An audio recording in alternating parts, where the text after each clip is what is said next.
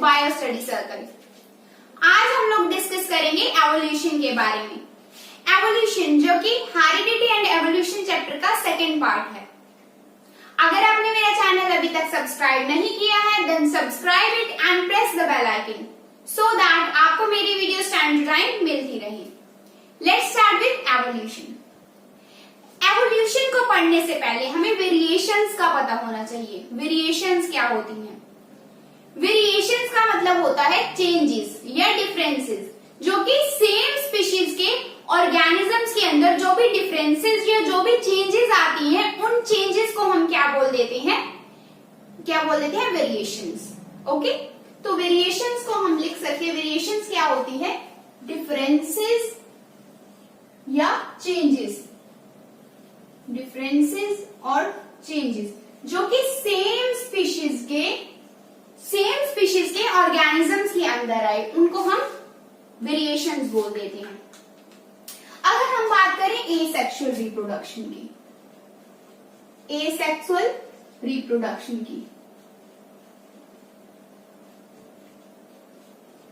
Variation जो है वो सेक्सुअल रिप्रोडक्शन में भी होती है, एसेक्सुअल रिप्रोडक्शन में भी होती है।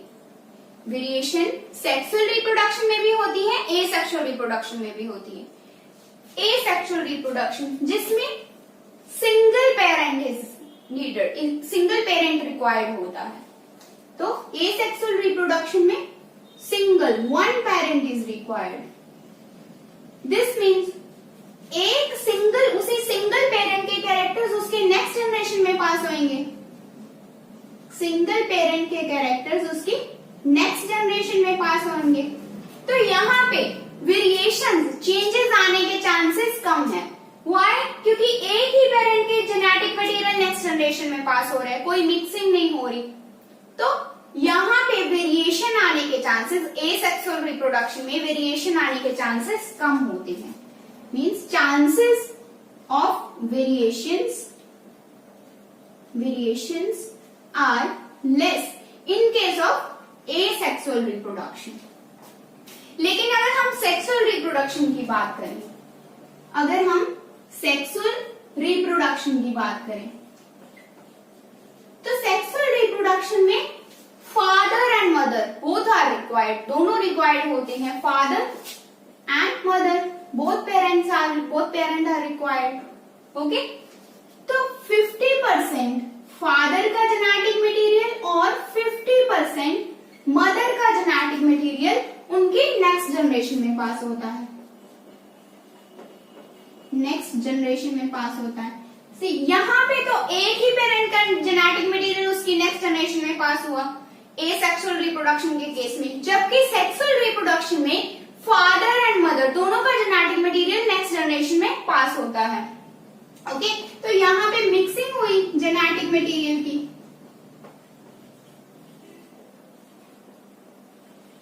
ओके, तो यहाँ पे वेरिएशन आने के चांसेस ज्यादा होते हैं। सेक्सुअल रिप्रोडक्शन में चांसेस वेरिएशन आने के ज्यादा होते हैं। ओके, तो क्या बताया मैंने? एसेक्सुअल रिप्रोडक्शन में एक ही पेरेंट रिक्वायर्ड है, एक ही सिंगल पेरेंट के जो जेनेटिक मटेरियल है उसकी नेक्स्ट जनरेशन में पास होगा, तो यहाँ वेरिएशन आने के चांसेस कम है। जबकि सेक्सुअल रिप्रोडक्शन की बात करें तो फादर और मदर दोनों से 50-50% जेनेटिक मटेरियल नेक्स्ट जनरेशन में पास होता है, तो यहाँ पे मिक्सिंग हुई जेनेटिक मटेरियल की। दिस मीन्स यहाँ पे चांसेस ऑफ वेरिएशन ज्यादा होंगे as compare to asexual reproduction. Variation बहुत मैक्सिमम अगर हम बात करें, मोस्टली जो वेरिएशन है वो फायदेमंद होती है। ओके, क्योंकि ये सर्वाइवल रेट को इंक्रीज करती है, रेट ऑफ सर्वाइवल को इंक्रीज करती है। जो भी ऑर्गेनिज्म अपने आप के अंदर वेरिएशन ले आता है, चेंजेस ले आता है अपने इन्वायरमेंट के अकॉर्डिंग, तो उनके सर्वाइवल के चांसेस ज्यादा होते हैं।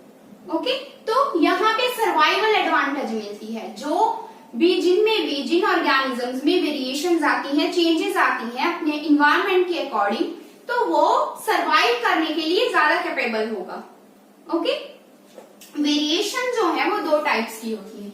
Variations are of two types of variations. Variations होती है। One is continuous variation,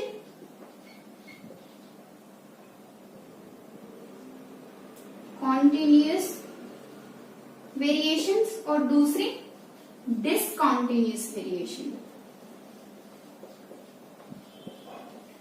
discontinuous variation. तो वेरिएशन एक तो कॉन्टिन्यूअस वेरिएशंस होती है और एक डिसकॉन्टिन्यूअस वेरिएशंस होती है। अब हम डिस्कस करेंगे कॉन्टिन्यूअस वेरिएशंस के बारे में। कॉन्टिन्यूअस वेरिएशंस क्या होती है? फॉर एग्जाम्पल, एक ऑर्गेनिज्म है जिसका साइज पहले बहुत ज्यादा था। एक ऑर्गेनिज्म है, उसका साइज पहले बहुत ज्यादा था। धीरे धीरे क्या हुआ, उसका साइज, उसकी नेक्स्ट जनरेशन में एक चेंज आई, उसका साइज कम हुआ। उससे नेक्स्ट जनरेशन में एक चेंज आई, उसका साइज और कम हुआ। उनकी नेक्स्ट जनरेशन में उसका साइज और कम हुआ। तो अब काफी जनरेशन के बाद अब उसका साइज इतना है। तो ये क्या है? पहले किसी ऑर्गेनिज्म का साइज बहुत बड़ा था, धीरे धीरे और कम हुआ, उनकी नेक्स्ट जनरेशन में फिर और कम हुआ, अब इतना साइज के ऑर्गेनिजम्स हैं। ये एग्जाम्पल है। ओके, तो इस टाइप की वेरिएशन जिसमें हम उनके इंटरमीडिएट्स को देख सकते हैं, ऐसी वेरिएशंस वो जो धीरे धीरे नेक्स्ट जनरेशन में आ रही है, उन टाइप की वेरिएशंस को हम क्या बोल देते हैं? Continuous variations. जो धीरे धीरे नेक्स्ट जनरेशन में आ रही है चेंजेस, उन वेरिएशंस को हम बोलेंगे कॉन्टिन्यूअस वेरिएशन, जिनके इंटरमीडिएट्स हम देख सकते हैं। ओके, जिनके इंटरमीडिएट्स बने और फिर वो चेंज आई, फिर वो वेरिएशंस आई, उन वेरिएशन को हम कॉन्टिन्यूअस वेरिएशन बोलेंगे। अब डिसकॉन्टिन्यूअस वेरिएशन क्या होती है? डिसकॉन्टिन्यूअस वेरिएशन का मतलब या तो वो चेंज एग्जिस्ट करता है या फिर वो चेंज एग्जिस्ट नहीं करता। कोई इंटरमीडिएट नहीं फाउंड होता। कोई ऐसा नहीं कि पहले जैसे रोलिंग ऑफ टंग, ऐसा नहीं है कि पहले टंग रोल नहीं होती थी, फिर धीरे धीरे थोड़ी सी रोल होने लगी। ये नहीं, या तो टंग रोलिंग हो रही है या फिर नहीं हो रही, कोई उसका इंटरमीडिएट नहीं है। ऐसे चेंजेस जो या तो एग्जिस्ट करती है या फिर एग्जिस्ट नहीं करती, उन चेंजेस को हम क्या बोल देते हैं? Discontinuous variations. ओके, तो वेरिएशन हमने क्या पढ़ा? डिफरेंसेस और चेंजेस जो कि सेम स्पीशीज के ऑर्गेनिजम्स में आती हैं, उनको हम वेरिएशंस कह सकते हैं। We can say that differences in characteristics shown by organisms of same species, उनको हम क्या बोल देंगे? वेरिएशंस। एसेक्सुअल रिप्रोडक्शन की, अगर एसेक्सुअल रिप्रोडक्शन की बात करें तो उसमें वेरिएशन के चांसेस कम होते हैं। सेक्सुअल रिप्रोडक्शन में वेरिएशन के चांसेस ज्यादा होते हैं, और ये वेरिएशन जो है वो सर्वाइवल एडवांटेज देती है। ओके, वेरिएशंस की दो टाइप्स हैं, continuous variations and discontinuous variations. Continuous variation मतलब ऐसे वेरिएशंस, ऐसे चेंजेस जिसके हम इंटरमीडिएट्स एग्जिस्ट हैं, जिनके इंटरमीडिएट्स हैं, उन वेरिएशंस को हम क्या बोल देते हैं? Continuous variations. और डिसकॉन्टिन्यूअस वेरिएशन मतलब या तो वो एग्जिस्ट करती है वेरिएशन या फिर नहीं करती, उनके कोई बीच में इंटरमीडिएट्स नहीं मिलते, जैसे रोलिंग ऑफ टंग। ओके, तो ये किसकी एग्जाम्पल है? डिसकॉन्टिन्यूअस वेरिएशंस की एग्जाम्पल है। नेक्स्ट हम बात करेंगे एवोल्यूशन के बारे में। एवोल्यूशन क्या होता है? Evolution gradual change, we can say that the gradual change जो कि ऑर्गेनिजम्स के कैरेक्टर्स के अंदर आ रही है बहुत सारी, सेवरल जनरेशंस तक, बहुत सारी जनरेशंस तक। फॉर एग्जाम्पल, फर्स्ट जनरेशन है, ये फर्स्ट जनरेशन है किसी भी ऑर्गेनिज्म की।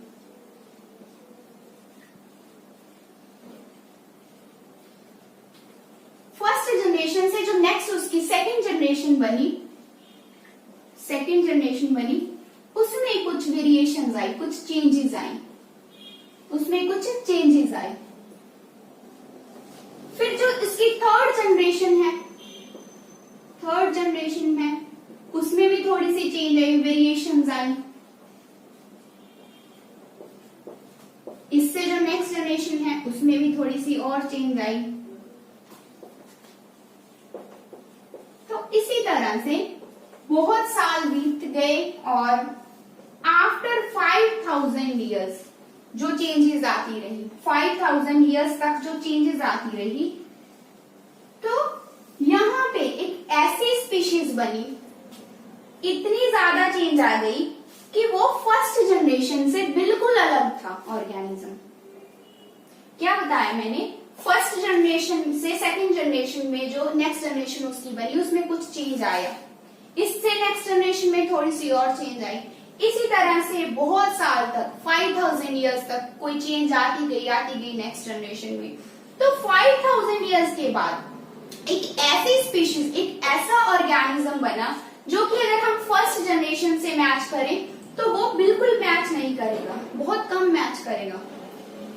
इस लॉन्ग पीरियड के दौरान जो चेंजेस आती गई वो ग्रेजुअल चेंजेस, उसको हम क्या बोल देते हैं, एवोल्यूशन। ओके, एवोल्यूशन की बहुत सारी थ्योरीज, बहुत लोगों ने इसकी थ्योरीज दी, एवोल्यूशन के बारे में बातें की, लेकिन उसमें से मैं आपको दो ऐसी थ्योरीज है जो मैं आपसे शेयर करना चाहती हूँ। लिमार्क थ्योरी। तो इस थ्योरी में क्या था, इन्होंने 4 पॉइंट्स, लिमार्क ने 4 पॉइंट्स को डिस्कस किया था। उन्होंने 4 पॉइंट्स बताए थे।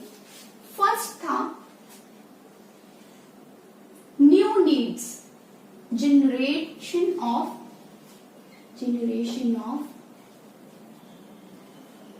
New needs. इस पॉइंट का क्या मतलब है, इसका मतलब है अगर इन्वायरमेंट में चेंजेस आती हैं, अगर इन्वायरमेंट में चेंजेस आती हैं, सराउंडिंग में चेंजेस आती हैं, तो ऑर्गेनिजम्स के अंदर नई नई नीड्स जनरेट होती है, नई नई रिक्वायरमेंट्स जनरेट होती हैं। ओके, ये पॉइंट भी सही था कि जब जब सराउंडिंग में चेंज आएगा तो उसके साथ साथ ऑर्गेनिजम्स में नई नीड्स, नई रिक्वायरमेंट्स जनरेट होंगी। तो ये फर्स्ट चीज थी जो लिमार्क थ्योरी में बताई गई थी। नेक्स्ट था use and disuse of organs, use और डिसयूज ऑफ ऑर्गन्स। इसका मतलब था जो ऑर्गन्स ज्यादा यूज में आएंगे, उसका साइज बढ़ता जाएगा। फॉर एग्जाम्पल अगर मैं बात करूं बॉडी बिल्डर्स की बात करूं, वो रेगुलरली वर्कआउट करते रहते हैं, तो उस रेगुलर वर्कआउट का रिजल्ट क्या आता है, उनके मसल्स का साइज इंक्रीज हो जाता है। तो ये भी पॉइंट एग्जिस्ट करता है, use and disuse of organs, मतलब जो ऑर्गन्स ज्यादा यूज में आएंगे उन ऑर्गन्स का साइज जो है वो इंक्रीज करेगा। ओके, थर्ड पॉइंट जो उन्होंने बताया था वो था इनहेरिटेंस ऑफ एक्वायर्ड कैरेक्टर्स। यहां गलती थी, एक्वायर्ड कैरेक्टर्स क्या होते हैं, बस ये हम डिस्कस करेंगे कि एक्वायर्ड कैरेक्टर्स क्या होते हैं। ऐसे कैरेक्टर्स जो कि हमें पेरेंट्स से नहीं आए, आफ्टर बर्थ जो कैरेक्टर्स हमारे अंदर आए, उन कैरेक्टर्स को हम क्या बोल देते हैं, एक्वायर्ड कैरेक्टर्स बोल देते हैं। ऐसे कैरेक्टर्स जो हम लोगों में अपने पेरेंट्स से इनहेरिट नहीं हुए, बल्कि आफ्टर बर्थ वो कैरेक्टर्स हमें मिले, जैसे नॉलेज है, स्किल्स है। ओके, तो नॉलेज हम बर्थ के बाद बहुत सारी बुक्स पढ़ के, ओके, उनसे नॉलेज एक्वायर करते हैं, बहुत सारे पर्सन से एक्वायर करते हैं नॉलेज, है ना। एक्वायर्ड कैरेक्टर्स का मतलब होता है ऐसे कैरेक्टर्स जो हमें पेरेंट्स से नहीं आए, आफ्टर बर्थ हमें एग्जिस्ट किए, हमने एक्वायर किए, उन कैरेक्टर्स को, उन कैरेक्टरिस्टिक्स को हम क्या बोल देते हैं, एक्वायर्ड कैरेक्टर्स और एक्वायर्ड ट्रेट्स। ओके, अब जैसे हम लोगों ने, इन्होंने क्या बोला था, inheritance of acquired traits. Acquired traits तो हमें आफ्टर बर्थ आते हैं। ओके, तो वो कैसे इनहेरिट हो सकते हैं, वो नेक्स्ट जनरेशन में कैसे जा सकते हैं, ये गलत था। ये पॉइंट में उन्होंने गलती की थी, क्योंकि जैसे हमने नॉलेज गेट की, अपने बुक्स पढ़ के नॉलेज गेट की, तो ऐसा तो नहीं है कि नेक्स्ट जनरेशन है उनमें भी वो नॉलेज होगी। ओके, तो ये जो पॉइंट था यहाँ पे गलती थी। तो ये निमार्क के जो 2 पॉइंट्स है वो बिल्कुल सही थे, पर जो इनहेरिटेंस ऑफ एक्वायर्ड कैरेक्टर ये पॉइंट उनका गलत था। नेक्स्ट मैं बात करना चाहूंगी चार्ल्स डार्विन के बारे में, जिन्होंने थ्योरी ऑफ नेचुरल सिलेक्शन दिया। ओके, चार्ल्स डार्विन को हम फादर ऑफ एवोल्यूशन भी बोलते हैं, बहुत सारी एवोल्यूशन इन्होंने स्टडी की। गैलापागोस आइलैंड में गए, ओके, वहां पे बीक्स का उन्होंने बहुत सारी बीक्स का अलग अलग जो बीक्स है उनका साइज देखा, किनका साइज, उनकी वजह ढूंढी, किस वजह से उनकी बीक्स का साइज जो अलग अलग है। ओके, तो डार्विन ने क्या कहा था? डार्विन ने कहा कि हर जगह स्ट्रगल ही स्ट्रगल है, जो तो उस वो स्ट्रगल करेगा, जो तो अपने आप को इन्वायरमेंट के अकॉर्डिंग चेंज कर लेगा, अपनी सराउंडिंग के अकॉर्डिंग चेंज कर लेगा, अडेप्ट हो जाएगा, वो तो एग्जिस्ट करेगा। बाकी ऑर्गेनिज्म, बाकी जो स्पीशीज है, बाकी जो ऑर्गेनिजम्स हैं वो मर जाएंगे, वो डाई हो जाएंगे। तो डार्विन ने की एक बुक है, उन्होंने अपनी एक बुक में बहुत सारी एवोल्यूशन को डिस्कस किया हुआ है, और उनकी बुक का क्या नेम है? Origin of species. इस बुक में इन्होंने बहुत सारी एवोल्यूशन को डिस्कस किया हुआ है। तो इन्होंने बोला है, इनकी थ्योरी ये थी, थ्योरी ऑफ नेचुरल सिलेक्शन जिसे हम बोल देते हैं, कि नेचर जो है वो उसी को एक्सेप्ट करेगा जो अपने आप को सराउंडिंग के अकॉर्डिंग चेंज कर लेगा। ओके, बाकी सारे ऑर्गेनिज्म जो है वो डाई हो जाएंगे। नेक्स्ट हम बात करेंगे स्पेसिएशन के बारे में। स्पेसिएशन का क्या मतलब होता है?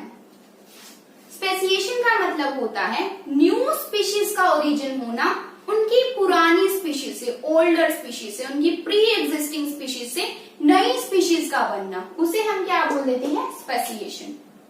सो I can write that origin of new species from pre-existing species, इसे हम क्या बोल देते हैं? स्पेसिएशन बोल देते हैं। Factors that lead to speciation, कौन कौन से ऐसे फैक्टर्स हैं जिनकी वजह से स्पेसिएशन होती है, जिनकी वजह से नई स्पीशीज बनती है? फॉर एग्जाम्पल नेचुरल सिलेक्शन है। नेचुरल सिलेक्शन एक फैक्टर है। एक एग्जाम्पल आप लोगों के साथ डिस्कस करना चाहूंगी मैं। ये ग्रीन बुशेस हैं, ग्रीन बुशेस पे ये रेड कलर की बीटल्स रहती हैं। ग्रीन बुशेस पे रेड कलर की बीटल्स रहती हैं।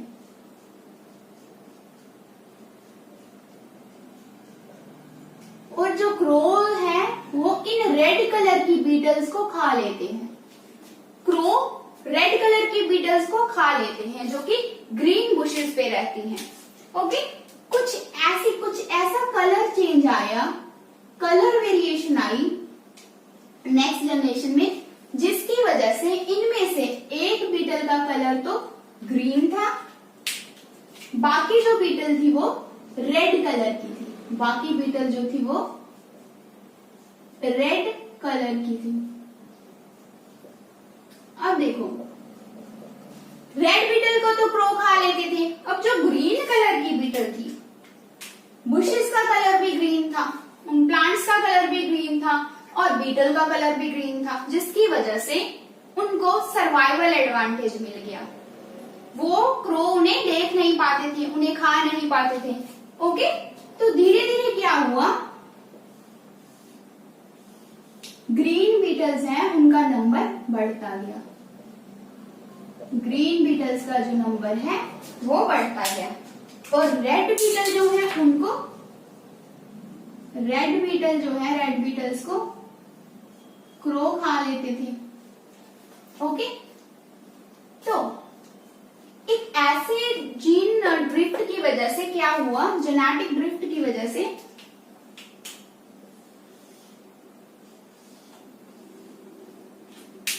जो ग्रीन कलर की बीटल्स हैं, एक टाइम ऐसा आया जब ग्रीन बीटल्स, मोस्टली जो ग्रीन बुशेस पे ग्रीन बीटल्स मिलते थे, ग्रीन बीटल्स मिलते थे। अब देखो, इन्होंने नेचर के अकॉर्डिंग, सराउंडिंग के अकॉर्डिंग अपने आप को बचाने के लिए अब खुद में एक इनके बीच अंदर एक चेंज आया, एक कलर वेरिएशन आया, जिनकी वजह से यहाँ पे इनका सर्वाइवल रेट जो है वो इंक्रीज हो गया, सर्वाइवल चांसेस या सर्वाइवल एडवांटेज मिली यहाँ पे। ओके, तो यहाँ पे एक नई स्पीशीज बनी, पुरानी स्पीशीज से एक नई स्पीशीज का जन्म हुआ। तो ये क्या हो रही है, स्पेसिएशन है। ये स्पेसिएशन का मतलब मैंने आपको बताया कि प्री एग्जिस्टिंग स्पीशीज से नई स्पीशीज बनना। अब यहाँ रेड बीटल से एक नई स्पीशीज बनी, ग्रीन बीटल। ओके, इसे हम क्या बोल देते हैं, स्पेसिएशन, जो किसकी वजह से हुई, नेचुरल सिलेक्शन की वजह से। ओके, नेक्स्ट जो फैक्टर है, ये फैक्टर हमने ऑलरेडी डिस्कस कर लिया, नेचुरल सिलेक्शन। नेक्स्ट हम बात करेंगे एक्सीडेंटल कॉज। एक्सीडेंटल कॉज में इसी तरह से ग्रीन बुशेस पे अब ग्रीन कलर की बजाय यहाँ पे एक चेंज आया बीटल में, ब्लू कलर का, एक ब्लू कलर की बीटल बनी और बाकी की सारी बीटल्स जो थी वो रेड कलर की थी। बाकी सारी बीटल्स जो थी वो रेड कलर की थी और एक बीटल का कलर जो था वो ब्लू था। ओके, अब यहाँ पे कोई ऐसी कलर एडवांटेज तो मिलने नहीं वाली, क्योंकि ब्लू कलर है और इनका कलर कौन सा, ग्रीन है, जो सर्वाइवल रेट, जो क्रो इनको पहचान नहीं पाएंगे। तो यहाँ पे क्या हुआ, यहाँ पे अब देखो नेक्स्ट जो जनरेशन थी, नेक्स्ट में ब्लू बीटल्स का नंबर इंक्रीज हुआ, ब्लू बीटल्स का नंबर जो है वो इंक्रीज हुआ नेक्स्ट जनरेशन में। ओके, और रेड कलर की जो बीटल्स थी उसका जो नंबर है वो डिक्रीज हुआ।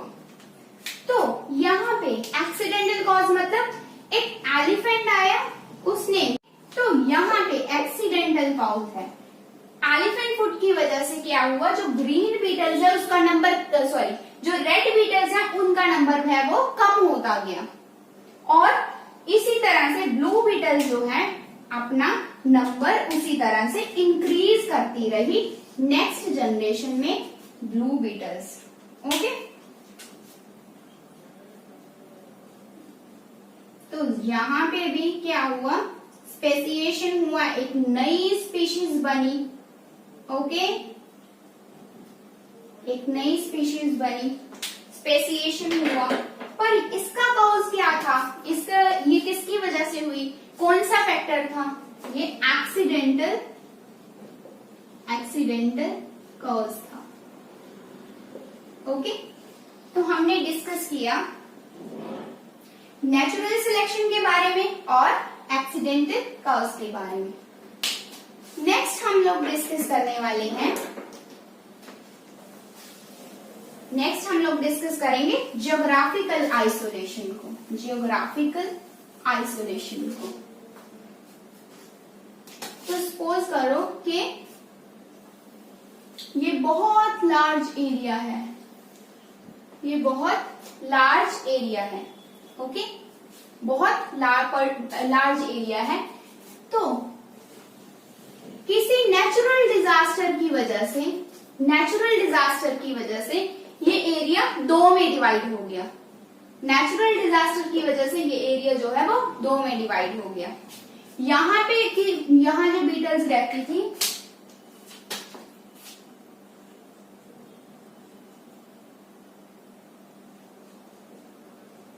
यहाँ पे जो बीटल्स थी बीटल्स और एक इस तरफ जो बीटल्स या बाकी के सारे ऑर्गेनिज्म जो रहते थे। अब कुछ ऐसा हुआ कि कोई ऐसा नेचुरल डिजास्टर हुआ कि ये एरिया जो है वो दो में डिवाइड हो गया।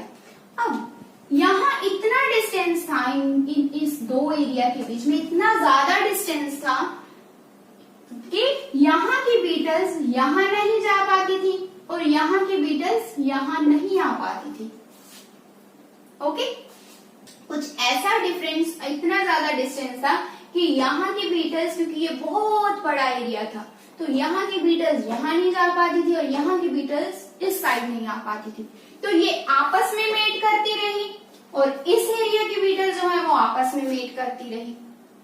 ओके, तो बहुत टाइम के बाद, बहुत जनरेशंस के बाद, 5000 ईयर्स के बाद एक ऐसा डिफरेंस क्रिएट हो गया, इस सेपरेशन की वजह से ऐसा डिफरेंस क्रिएट हो गया। अब यहाँ की बीटल जो है इन बीटल से मेट नहीं कर पाती थी, मेटिंग पॉसिबल ही नहीं थी।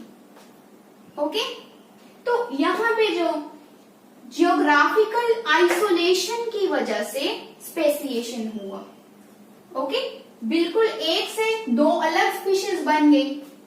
ठीक है, तो यहाँ पे इसका कॉज क्या था, इसका रीजन क्या था? Geographical isolation. नेचुरल सिलेक्शन हमने डिस्कस कर लिया, जियोग्राफिकल आइसोलेशन डिस्कस कर लिया और एक्सीडेंटल कॉज डिस्कस कर लिया, जो कि मेजर फैक्टर्स हैं जो कि स्पेसिएशन करते हैं, जिससे नई स्पीशीज जो है वो ओरिजिनेट होती है। अब है आर्टिफिशियल सिलेक्शन। नेचुरल सिलेक्शन मतलब जो नेचर ने सेलेक्ट किया, आर्टिफिशियल मीन्स मैन मेड। जैसे एक एग्जांपल दी हुई है आपकी बुक में, वाइल्ड कैबेज है। वाइल्ड कैबेज में जो चेंज करके ह्यूमन के द्वारा आर्टिफिशियल मेथड से चेंज करके कॉलीफ्लावर बनाया, उससे ब्रोकली। तो इस तरह से जो आर्टिफिशियली जो न्यू स्पीशीज ओरिजिनेट की गई, मैन के द्वारा न्यू स्पीशीज अराइज की गई, उसको हम क्या बोल देते हैं? Artificial selection. ओके, तो ये सारे फैक्टर्स हैं, these are the factors that lead to the speciation. And what are the factors? Geographic isolation, artificial selection, genetic drift, accidental cause and natural selection. Next हम डिस्कस करने वाले हैं acquired और inherited characters की। Inherited characters कौन से होते हैं? ऐसे कैरेक्टर्स जो पेरेंट्स से उनकी नेक्स्ट जनरेशन में आए, उन कैरेक्टर्स, उन ट्रेट्स को हम क्या बोल देते हैं? इनहेरिटेड ट्रेट्स, जो पेरेंट्स से आए। ओके, एक्वायर्ड ट्रेट्स कौन से होते हैं? एक्वायर्ड ट्रेट्स का मतलब होता है ऐसे कैरेक्टरिस्टिक्स, ऐसे ट्रेट्स जो पेरेंटल नहीं है, पेरेंट्स से नहीं आए, तो वो आफ्टर बर्थ आए, आफ्टर बर्थ हमने एक्वायर की। जैसे कि नॉलेज, मैंने आपको बताया नॉलेज है, बहुत सारी बुक्स पढ़ के आफ्टर बर्थ जो कि पेरेंट्स से नहीं आई, तो इनको हम एक्वायर्ड ट्रेट्स बोल देते हैं। जैसे मसल, कुछ लोग बॉडी बिल्डर्स होते हैं, बहुत सारा वर्कआउट करते हैं, उनके मसल्स का साइज इंक्रीज होता है, ये क्या है? एक्वायर्ड ट्रेट है, एक्वायर्ड कैरेक्टरिस्टिक्स है, जो कि पेरेंट्स से नहीं आए या उनकी नेक्स्ट जनरेशन में पास नहीं होंगे। ओके, नेक्स्ट हमारा लास्ट टॉपिक है homologous and analogous organs. Homologous organs कौन से होते हैं? होमोलोगस ऑर्गन्स का मतलब क्या होता है? होमोलोगस ऑर्गन्स का क्या मतलब होता है? जिनकी सेम ओरिजिन है बट डिफरेंट फंक्शन है, उनका फंक्शन जो है वो डिफरेंट है, डिफरेंट फंक्शंस, उनको हम क्या बोल देते हैं? Homologous organs. इनको क्या बोलेंगे? Homologous organs. Okay, homologous organs. Analogous organs क्या होते हैं? एनालोगस ऑर्गन्स का मतलब जिसका सेम फंक्शन है, बट उनकी स्ट्रक्चर डिफरेंट है, बट डिफरेंट स्ट्रक्चर, उसे हम क्या बोल देते हैं, analogous organs. Homologous organs mean same origin but different functions, analogous organ mean homologous organ means same origin and different function, analogous organs means same function but different structure, उन्हें हम क्या बोल देते हैं, analogous organs. Okay, homologous organs के example क्या आगे, homologous organs के एग्जाम्पल आगे जैसे limbs, front flippers of whale, जो उसकी बोन्स होती हैं, और ह्यूमन बोन्स, ओके, जिनका स्ट्रक्चर सेम है पर फंक्शन डिफरेंट है, तो ये क्या उनसे आगे होमोलोगस ऑर्गन्स आगे। और एनालोगस ऑर्गन्स जैसे कि विंग्स हैं, wings of bat and wings of birds, ये किसकी एग्जाम्पल आ जाती है, एनालोगस ऑर्गन्स की। ओके, या इसमें हम एग्जाम्पल लिख सकते हैं, wings of birds and hands of humans, तो ये इसकी एग्जाम्पल है। तो आज हमने पढ़ा वेरिएशन के बारे में, वेरिएशन, डिफरेंसेस या चेंजेस जो कि सेम स्पीशीज के ऑर्गेनिजम्स में ओरिजिनेट हुई, उनको हमने क्या बोल दिया, वेरिएशंस। डिसकंटिन्यूअस वेरिएशंस, जो जिसके इंटरमीडिएट्स नहीं बनते, या तो वो चेंज एग्जिस्ट करती है या नहीं करती। और नेक्स्ट कॉन्टिन्यूअस वेरिएशंस, जिसके इंटरमीडिएट एग्जिस्ट करते हैं। डिसकंटिन्यूअस मतलब जिसके इंटरमीडिएट्स एग्जिस्ट नहीं करते, और कॉन्टिन्यूअस मतलब जिसके इंटरमीडिएट्स एग्जिस्ट करते हैं। फर्स्ट जनरेशन में से नेक्स्ट जनरेशन में थोड़ा सा चेंज आया, फिर उसकी नेक्स्ट जनरेशन में थोड़ा सा चेंज आया, फिर उसकी नेक्स्ट जनरेशन में थोड़ा सा चेंज आया, इसको हम क्या बोलेंगे, कॉन्टिन्यूअस वेरिएशंस। ओके, नेक्स्ट हमने एवोल्यूशन को डिस्कस किया, जो बहुत ईयर्स के बाद धीरे धीरे चेंज आती गई, बहुत ईयर्स के बाद एक ऐसी ऑर्गेनिज्म बना, एक ऐसा ऑर्गेनिज्म बना जो कि फर्स्ट जनरेशन के ऑर्गेनिज्म से बिल्कुल डिफरेंट था, उसे हमने क्या बोल दिया, एवोल्यूशन बोल दिया। Father of evolution Charles Darwin. Okay, उन्होंने अपनी एक बुक है ओरिजिन ऑफ स्पीशीज, जिसमें एवोल्यूशन को, बहुत सारी एवोल्यूशन को डिस्कस किया हुआ है। स्पेसिएशन मींस न्यू स्पीशीज का ओरिजिनेट होना उसकी प्री एग्जिस्टिंग स्पीशीज से। ये फैक्टर्स हैं जो कि स्पेसिएशन लीड करते हैं। Geographical isolation, artificial selection, genetic drift, natural selection and accidental causes, इसकी भी हमने एग्जांपल्स डिस्कस कर ली। एक्वायर्ड कैरेक्टर्स, वो कैरेक्टर्स जो कि आफ्टर बर्थ हमने एक्वायर किए, पेरेंट्स से नहीं आए। इनहेरिटेड ट्रेट्स, वो ट्रेट्स जो हमें पेरेंट्स से आए। ओके, होमोलोगस ऑर्गन्स जिसका फंक्शन डिफरेंट होता है, एनालोगस ऑर्गन जिसका फंक्शन सेम होता है। अगर आपको मेरी वीडियो पसंद आती है, then like it, share it and subscribe it, and don't forget to press the bell icon. Thank you.